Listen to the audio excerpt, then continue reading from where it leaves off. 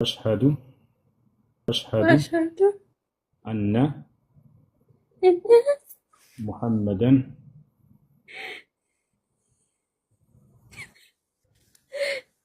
محمدا رسول الله. رسول الله. ማሻአላህ አላሁ አክበር። ከዚህ በኋላ ሙስሊሙ ማሻአላህ አላህ ምስጋና ይገባው። አሁን ያልሽው ቃል የሸሃዳ ቃል ወይም የምስክር ቃል ይባላል።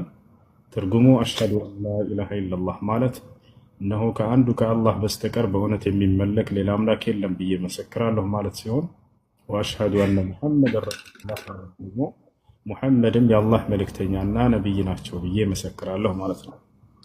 አንድ ሰው ወደ እስልምና ሃይማኖት ሲመጣ ጊዜ ነቢያቶች የነበሩበትን መንገድ አገኘ። በሁለቱም ዓለም ስኬትን የሚጎናጸፍበትን መንገድ አገኘ ማለት ነው። ከነቢያት ህብረት ጋር ተቀላቀለ ማለት ነው። ያ ሁሉ ነቢያት የሰበኩት